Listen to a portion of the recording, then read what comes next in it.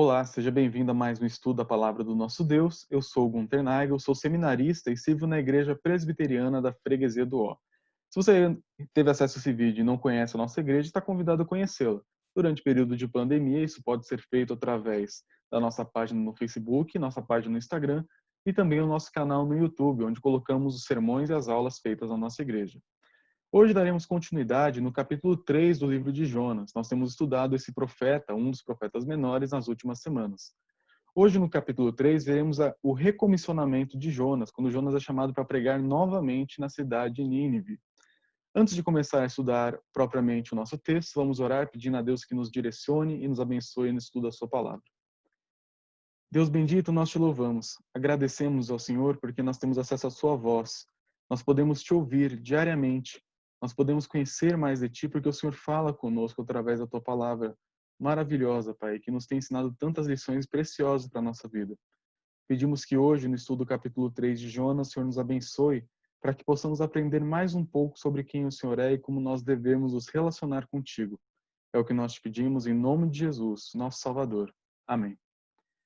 Hoje, então, estudaremos o capítulo 3. Mas o que aconteceu até aqui? Vamos montar um breve cenário do livro de Jonas, se bem que é bem conhecido a maioria daqueles que ouvem, acredito eu. Mas a história de Jonas é basicamente a seguinte, do que aconteceu até agora. No capítulo 1, Jonas é chamado para pregar, Deus chama Jonas, fala para ele ir até a cidade de Nínive e pregar contra a cidade, que ela seria destruída por conta de sua maldade.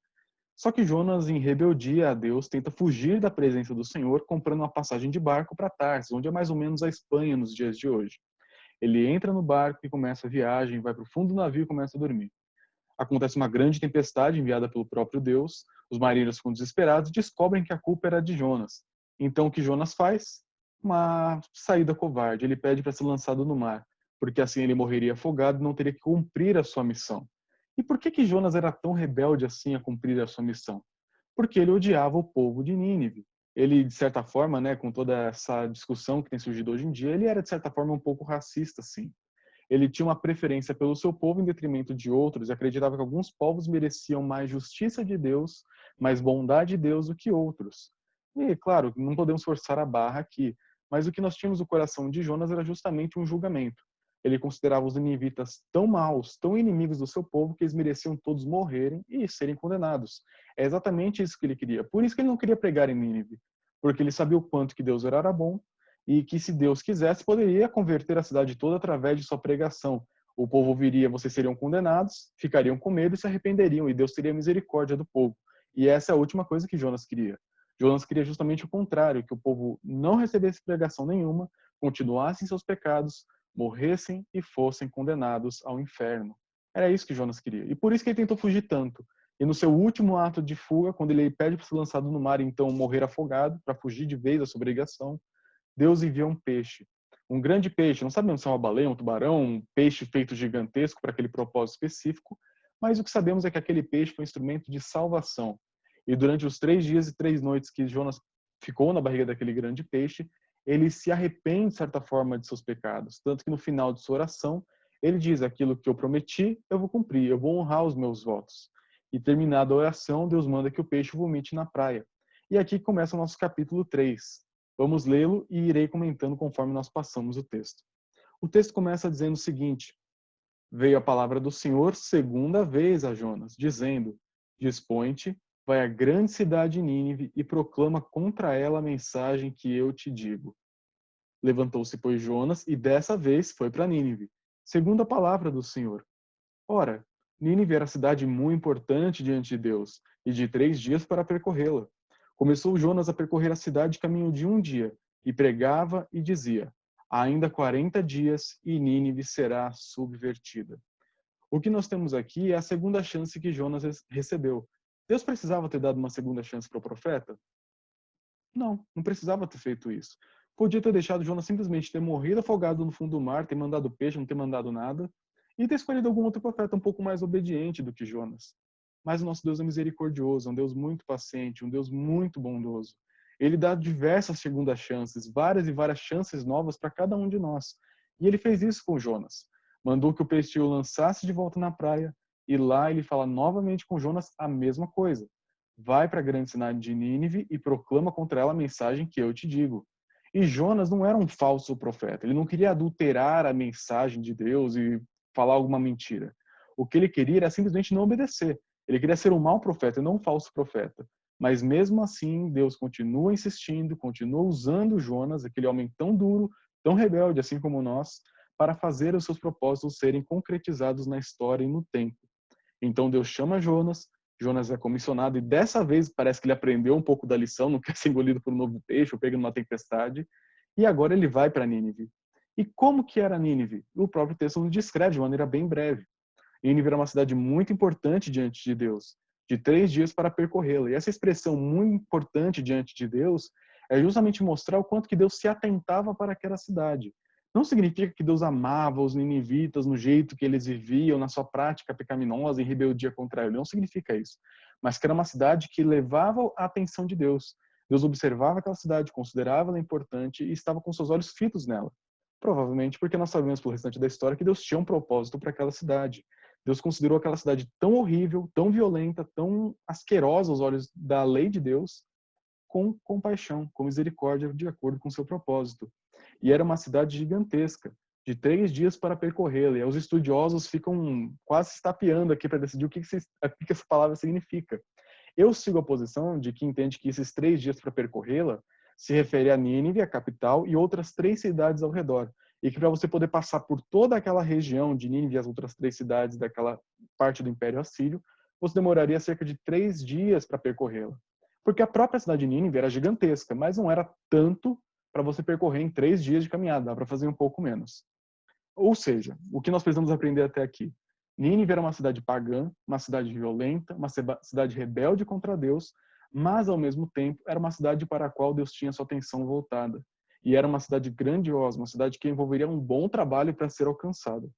E aqui no último versículo dessa parte, o versículo 4, nos diz que Jonas começou a percorrer a cidade caminho de um dia e dizia, qual que era a mensagem que Jonas trouxe para aquela cidade? Nínive será destruída em 40 dias. Ainda 40 dias e Nínive será subvertido, não vai sobrar nada. Deus vai acabar com tudo isso aqui. Uma mensagem curta, uma mensagem dura, uma mensagem de condenação. Não existe misericórdia nessa promessa de Jonas, não existe graça aqui, se nós formos olhar literalmente para o que Jonas falou. Não existe nenhuma promessa, não existe nada de agradável. É simplesmente um aviso de que Deus viria com a sua mão justa sobre aquela cidade e destruiria completamente. Não sobraria nada, porque aquela cidade era maligna e Deus puniria a maldade daquela cidade. Essa é a mensagem de Jonas. Uma mensagem curta, dura e de julgamento. O que acontece depois disso? O texto nos mostra. Os ninivitas creram em Deus e proclamaram um jejum e vestiram-se de panos de saco, desde o maior até o menor. Chegou essa notícia ao rei de Nínive. Ele levantou-se do seu trono, tirou de si as vestes reais, cobriu-se de pano de saco e assentou-se sobre a cinza. E fez-se proclamar e divulgar em Nínive, por mandado do rei e de seus grandes, nem homens, nem animais, nem bois, nem ovelhas, provem coisa alguma, nem os levem ao pasto, nem bebam água, mas sejam cobertos de pano de saco, tanto os homens como os animais, e clamarão fortemente a Deus, e se converterão cada um do seu mau caminho e da violência que há nas suas mãos. Quem sabe se voltará a Deus e se arrependerá, e se apartará do furor da sua ira, de sorte que não pereçamos. O que acontece aqui é justamente a última coisa que Jonas queria. Se tinha um pesadelo que talvez assombrava Jonas no fundo daquele navio, ou talvez na barriga do peixe no tempo que passou lá, era justamente a possibilidade do povo ouvir a pregação dele e se arrepender. Porque o que significaria, aos olhos de Deus, filhos sendo adotados, pessoas se arrependendo dos seus pecados, sendo abraçadas pela graça de Deus. Mas aos olhos de Jonas, o que significa? Pessoas indignas, que não merecem o menor favor, pessoas que eu não quero perto de mim, pessoas que eu quero no quinto dos infernos, para usar a nossa expressão popular. Eu quero que as pessoas fiquem o mais longe possível de Deus. E a mensagem dele tinha tudo para levar o povo para esse lado. Mas aí que está a graça de Deus que nos surpreende, nos dá um olé de vez em quando. Porque a mensagem de Jonas, como já mostrei para vocês, ela era bem dura e bem séria. Mas nessa mensagem dura e séria, o povo de Nínive encontrou uma oportunidade de arrependimento. E não que o povo criou essa oportunidade, porque quem criou essa oportunidade foi o próprio Deus com a mensagem dura. E aqui alguns vão sugerir o seguinte, que quando o povo ouviu a mensagem, daqui 40 dias a cidade será destruída por sua maldade, aí alguns vão pensar, Então nós temos 40 dias. E esses 40 dias talvez signifiquem, não dá para a gente afirmar com toda certeza, de que o povo entenderia como um prazo. Daqui 40 dias vai vir um julgamento, então vocês têm 40 dias para mudar de vida. E na hora que o povo ouve isso, do maior até o menor, proclamaram o jejum e creram em Deus. Se vestiram de panos de saco, que se a gente fosse trazer para os dias de hoje é parecido com um saco de batata, aquele tecido bem irritadiço para a nossa pele, que não é nem um pouco confortável, é uma veste de humilhação. Então eles se humilharam diante de Deus, proclamaram um jejum, não para barganhar com Deus, mas para mostrar a sua miséria, o quanto que eles dependiam de Deus, do maior até o menor, do mais velho até o mais novo, do mais rico até o mais pobre. E eles creram em Deus. E isso foi algo tão chocante que chegou a notícia ao rei de Nínive. E qual que foi a reação do rei de Nínive? Afirmar o poder do seu Deus, o Deus dos assírios? Não, ele se levantou do seu trono, tirou de si as vestes reais, cobriu-se de pano de saco igual o povo e se assentou sobre a cinza, outro sinal de humilhação. E se fez-se proclamar e divulgar em nível um decreto do rei, que promulgaria um jejum, promulgaria a humilhação nacional, para que então Deus tivesse misericórdia do povo. Isso é a coisa mais inesperada de toda a história do livro de Jonas. Mais inesperado do que um profeta tentar fugir de Deus. A coisa mais surpreendente que nós temos no livro é um povo inteiro de pessoas inimigas de Deus, pessoas violentas, pessoas que não estão nem aí para a lei nenhuma que o Senhor falou, se converterem de maneira tão pronta, de maneira tão radical ao Deus de Israel. E esse decreto, ele incluía até mesmo os animais da época. Não que isso signifique que os animais possam se arrepender de seus pecados. Nós sabemos pela Bíblia que os animais não têm uma alma racional em que possam pecar ou não pecar contra Deus. Os animais não são seres morais que podem pecar ou não. Mas naquela cultura eles incluíram, porque pensavam que estava no pacote também. Então, fazendo até os animais jejuarem, até os animais se vestirem de pano de saco, justamente para demonstrar o tamanho do arrependimento do povo diante daquela mensagem que Deus tinha feito. E eles clamarão fortemente a Deus e se converterão cada um do seu mau caminho e da violência que há nas suas mãos. E eles fizeram isso não com a certeza do perdão. Eles fizeram isso com a possibilidade. Quem sabe voltará a Deus e se arrependerá e se apartará do furor da sua ira, de sorte que não pereçamos. O que o povo fez naquele momento foi justamente aquilo que nós pregamos hoje em dia. Nós precisamos nos arrepender e crer. O povo se arrependeu de seu mau caminho, abandonou suas velhas práticas e abraçou a possibilidade do perdão. É claro que eles não tinham todo o acesso que nós temos hoje, de sabermos que em Cristo Jesus nós temos o perdão garantido de todos os nossos pecados. Eles não tinham isso, mas eles sabiam que existia um Deus que podia julgar, um Deus que era santo e que ia trazer juízo sobre o povo. E sabendo disso, eles recorreram para a única mão que podia parar a mão de Deus, a própria mão de Deus. O único meio de parar a ira de Deus é o próprio Deus não se irar contra o povo. E eles voltaram-se para esse Deus em arrependimento e fé. E buscaram no Senhor esperança para a sua vida e para a sua situação tão crítica. E o que acontece? Viu Deus o que fizeram, como se converteram do seu mau caminho. E Deus se arrependeu do mal que tinha dito lhes faria e não o fez. E a gente não pode se perder com algumas discussões um pouco tolas aqui. Quando o texto diz que Deus se arrependeu, não quer dizer que Deus se arrepende como nós nos arrependemos. É claro, isso aí seria um absurdo tremendo. Não significa que Deus mudou de plano assim, eu não devia ter feito isso, eu vou mudar de caminho, eu não vou destruir mais vocês. Pensando bem, deixa eu ver o que eu posso fazer para reverter esse mal. Não, Deus não se prende nesse tipo de coisa. Deus sabe de tudo. Deus tem sabedoria infinita. Deus não erra. Deus não tem seus planos frustrados de modo que ele tem que pensar em um plano B. O nosso Deus tem controle sobre tudo. O que nós encontramos aqui no versículo 10 do capítulo 3, esse último versículo que está grifado aqui, é justamente uma linguagem para que nós possamos compreender o que aconteceu com Deus. Tanto que a melhor tradução, talvez, para a ideia de se arrepender do mal é sentir o pesar no coração. Deus viu tudo aquilo e foi comovido.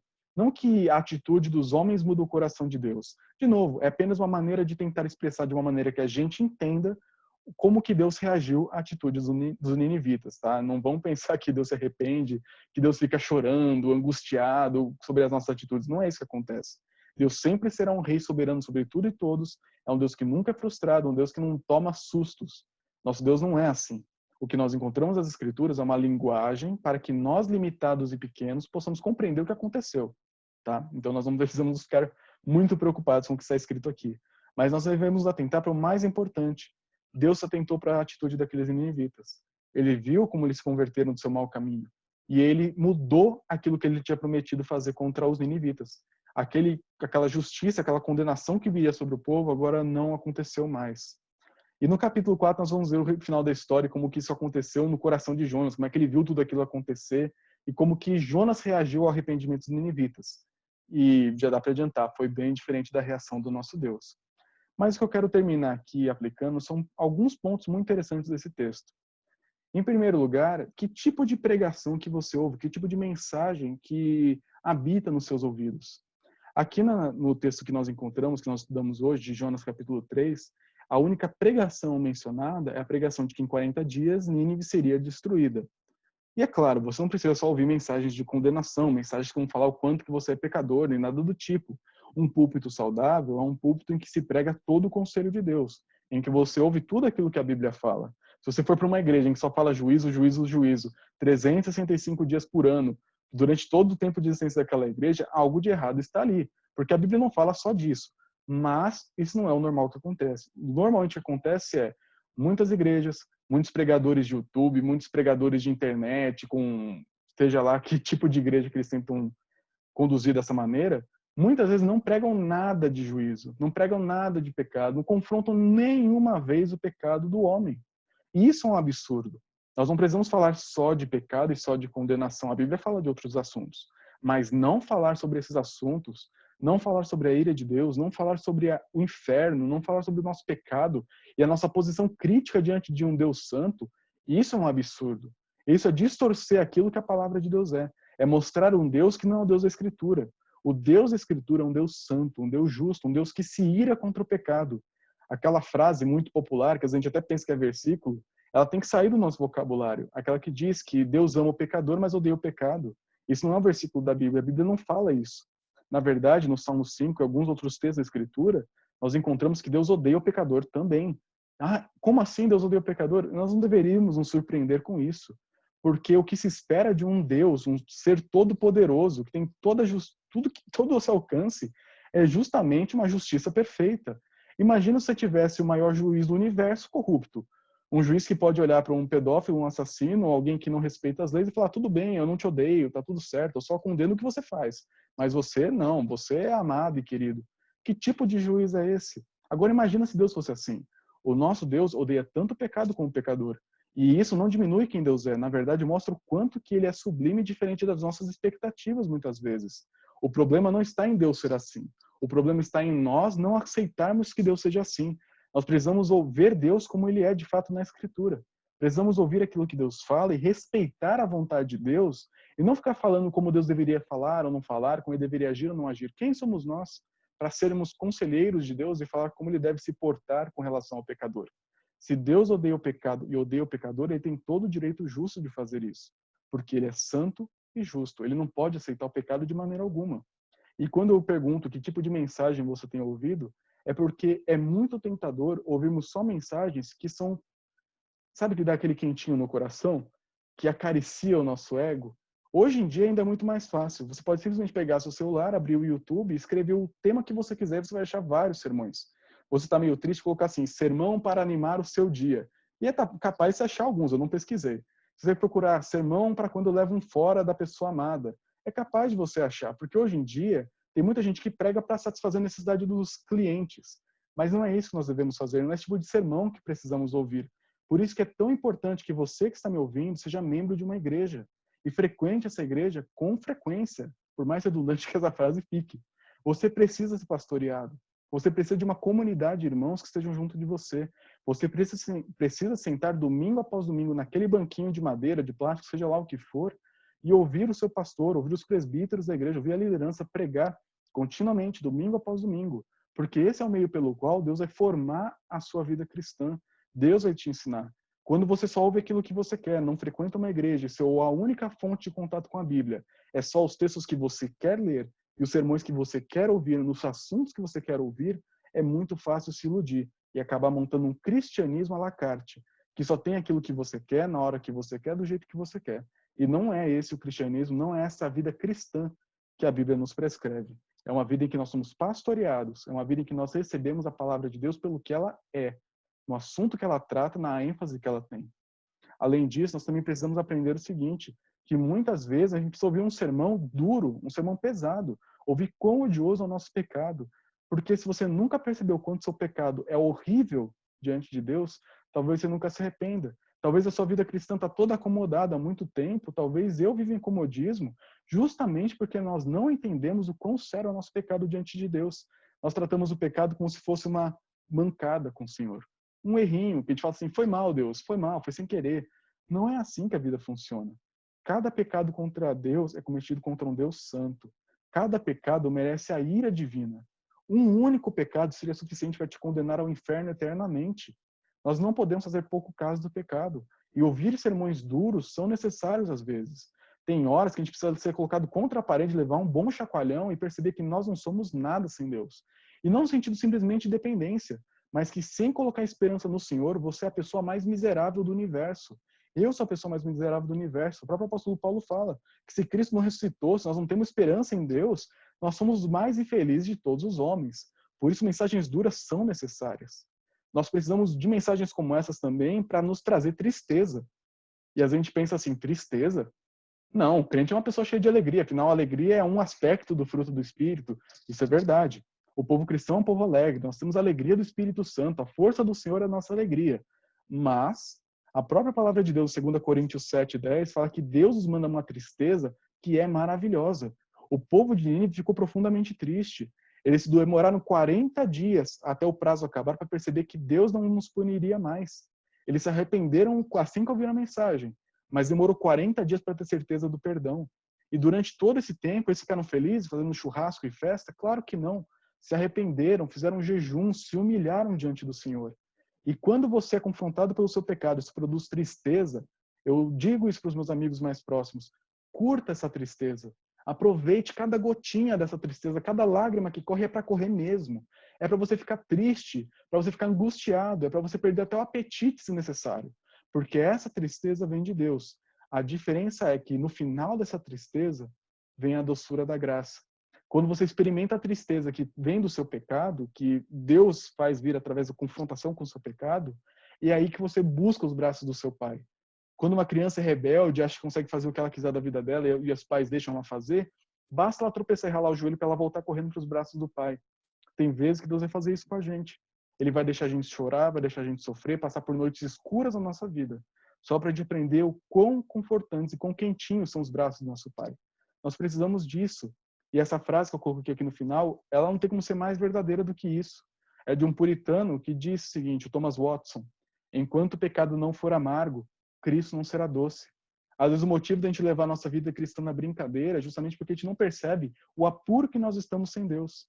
Nós precisamos reconhecer que sem Cristo, sem perdão dos nossos pecados, sem saber da justiça e da misericórdia de Deus, nós somos as pessoas mais miseráveis da face do universo. Que sem o perdão que há na cruz de Cristo, você vai para o inferno. E você vai ficar para lá para sempre. Se você é uma pessoa que não tem uma vida com Deus, você está desligado da igreja, vive em rebeldia e está muito bem desse jeito, sabe que você está caminhando para o inferno. Se você é cristão e leva sua vida cristã na brincadeira, você é apenas um hipócrita, não tem momentos de obediência e às vezes cai em pecado, mas sua vida é só marcada pela derrota, saiba que você está caminhando para o inferno. Se você vive amando o pecado e rejeitando a Bíblia, rejeitando a oração, rejeitando a igreja, você está indo para o inferno e você vai ficar lá para sempre. Sofrendo a ira de Deus. Não há brincadeira, não há sorriso nessa história. É sério. Nós não percebemos o quanto que isso é sério porque nós tratamos Cristo, tratamos Deus de qualquer forma. Nós precisamos perceber o quão sério é o nosso pecado, o quão séria é a ira de Deus, o quão sério e quão amargoso isso deve ser na nossa vida para então desfrutar da graça, para então te dar valor para aquilo que Cristo fez na cruz. Então, se você um dia for confrontado pelo seu pecado, espero que o Espírito Santo esteja te confrontando nesse momento, que você esteja começando a sentir tristeza pelo seu pecado. Se você tem sentido isso, aproveite essa tristeza. Reconheça o quão podre, quão miserável você e eu somos sem Deus. E volte-se para o Senhor. Corra para os braços de Deus. Diferente dos ninivitas, nós temos a certeza hoje de que há perdão garantido. O apóstolo João, na sua primeira carta, diz: se confessarmos os nossos pecados, Ele, Deus, é fiel e justo para nos perdoar os pecados e nos purificar de toda injustiça. Se você pedir perdão, se arrepender de verdade, Deus vai te perdoar com toda certeza. Não há pecado que Deus não possa perdoar se você estiver arrependido. O que não dá para fazer é: Deus, eu me arrependo. E pensar que uma mera profissão verbal, sem mudança de vida, vai fazer alguma coisa. Essa setinha que eu coloquei é justamente o melhor significado que temos para a palavra arrependimento. É justamente mudar a sua conduta. Os ninivitas, do mais rico, do rei, dos príncipes da cidade, até a pessoa mais pobre, para a pessoa mais nova, para as crianças, eles temeram quem Deus era, se arrependeram do que estavam vivendo, começaram a ter atitudes diferentes e se abandonaram a vida violenta para agora uma vida de arrependimento. Não adianta falar que Senhor, eu me arrependo, se a sua vida não muda. Não adianta você falar que você é uma pessoa arrependida se você vive a sua vida do mesmo jeito. É claro que nós temos que lembrar do seguinte: se você é cristão, não significa que você nunca mais vai pecar. Não significa que você não possa ficar preso em alguns pecados por alguns momentos bem pontuais na sua vida. Filhos de Deus às vezes tentam fugir e apanham muito no mundo e voltam para os braços do Pai. Mas você tem que tomar cuidado com o seguinte: às vezes você só está fugindo a sua vida inteira e nunca esteve em casa. Às vezes você sempre fugiu do Senhor. Sempre assim, eu entrei na igreja, fiz isso, fiz aquilo, mas isso nunca mudou sua vida de fato. E não é porque você não fez algo específico, não é porque faltou alguma coisa, não é porque você não deu dízimo por alguma coisa específica, não é isso, não. É porque você nunca nasceu de novo. E nós todos precisamos nos perguntar: eu nasci de novo? Em algum momento da minha vida, eu senti o amargor do pecado e a doçura da graça. Em algum momento da minha vida, eu encontrei abrigo nos braços do meu pai e de lá eu nunca mais quis sair, mesmo que às vezes eu tente fugir, mas que eu sinto realmente aconchego lá. Esse arrependimento é o arrependimento verdadeiro. Arrependimento verdadeiro não é simplesmente ficar triste com o pecado. Isso até o Judas sentiu e foi se enforcar. O arrependimento verdadeiro envolve uma tristeza profunda pelo pecado, mas também uma profunda alegria em Deus. Se você só vai saber que você realmente foi perdoado quando você sentir essa alegria que existe no Senhor. Essa alegria que você pode ter quando lembra das promessas de que se você confessar seus pecados, Deus vai te perdoar com toda certeza. A sua alegria só vai ser encontrada no Senhor quando você lembrar que um dia, 2000 anos atrás, o Filho unigênito de Deus, perfeito sem pecado, morreu numa cruz em meu lugar e no seu lugar.